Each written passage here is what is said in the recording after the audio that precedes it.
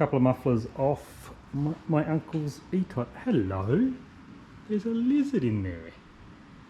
We better get him out first. That's not what you want to happen. We'll get him out first and we'll come back and try it. Poor fella. Hey everyone, welcome to episode 2 of the Seasons of Goldie. And this really was the winter of our despair. When we left off, car was running terribly and sounding awful with steel wool stuffed up the tips of the exhaust. Let's get onto that first.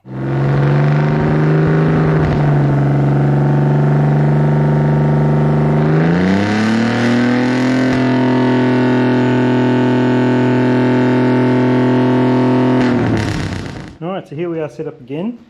So I've taken the tips off completely, so it's just the exhaust. And set back here a meter to the microphone. Let's let it rip and we'll see what happens.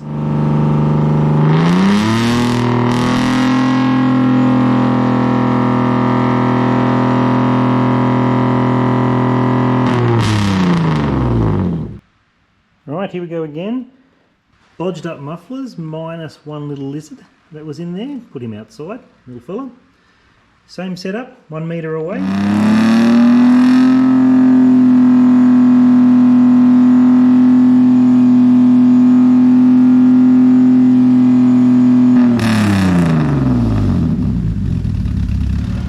New muffler looking pretty good. Apparently it's off some kind of Range Rover or something. Sounds nice, a bit quieter. Give it a rev, Oliver.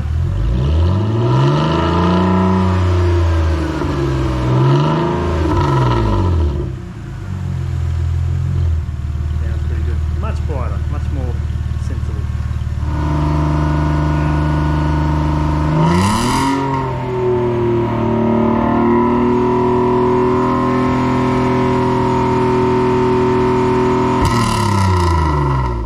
While the car's up on the hoist, have a quick tour of what's under here. You can see everything's a little bit grotty still. KWs haven't been adjusted. I don't know what they're set on. Just they say 0, but they got lots of clicks. So I hadn't changed it yet, but because we get the car going, we'll worry about that later.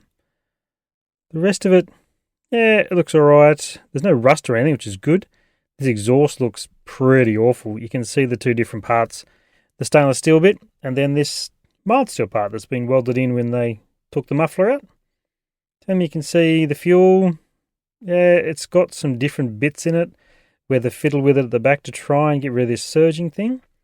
But yeah, there's the exhaust. Original cats still up in there. Original manifolds up in there as well.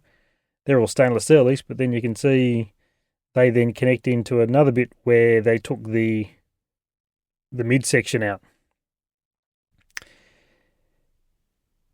Then we've got the front. The front looks pretty standard. We've got stock size brakes, which are pretty small. This is a 320C, I remember, not a 330. So it's got the small brakes. It's got aftermarket discs in it, so they've got slots. It's got better pads, allegedly. I'm not sure what they are at the moment.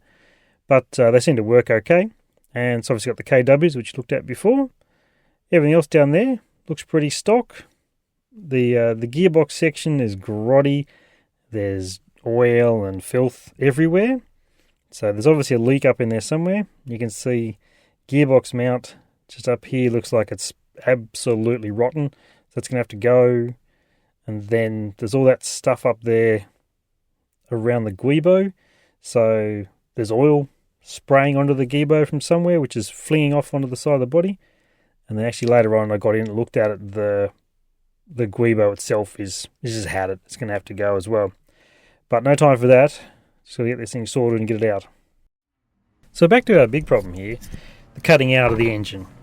Now, it seemed like it was a fuel problem. But here you go, you can see it as we turn in the corners.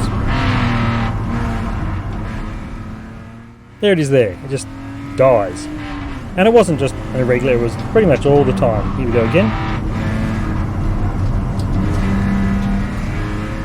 Pretty much any time you got onto the accelerator with a bit of angle on.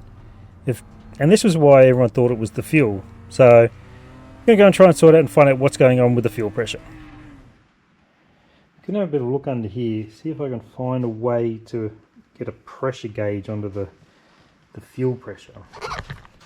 When we were out last time, it was surging really badly. So just cut out in the middle of the corner. Sounds like a fuel problem, but it's had heaps of work done to it. It's got surge tanks and extra pumps and all sorts of things.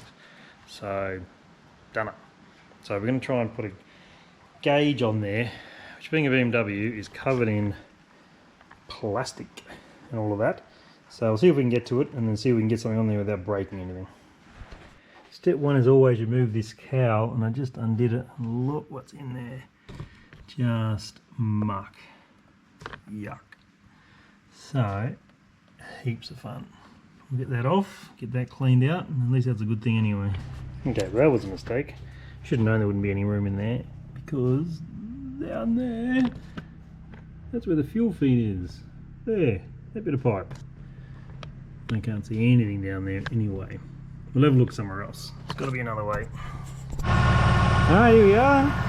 Temporary system in. T with a loop. Make sure it's not stuck on anything, so it's flexible, doesn't break. Sensor in, sort of put the grommet in up there. But no leaks, which is amazing. Car's running, as you can hear. Oliver's in the car revving it. That's good. So, with it all tuned up as best as we could, pressure gauge intact, we went off to a come and try day with the BMW Drivers Club in New South Wales. There's the Damaroo circuit. I was there with Hack, we were sharing the driving, having a go each. So it was a good day, a beautiful day. But you can hear beep, beep, beep. There's the fuel pressure gauge. That's one I installed, and it beeps on low pressure. So that's not awesome. So it's not happy straight away. There, you can see it's still cutting out. Again.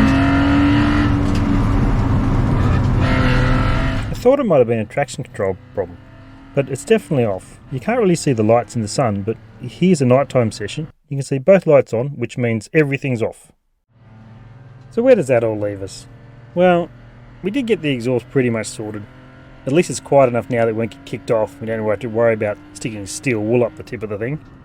But on the downside, engine keeps cutting out, can't do a decent lap. Gearbox mounts seem to be dying, Guibo seems to be dead, gearbox seems to be leaking. None of the suspension's even been looked at, so we got a lot of work ahead of us. Can only get better from here though. See you next time.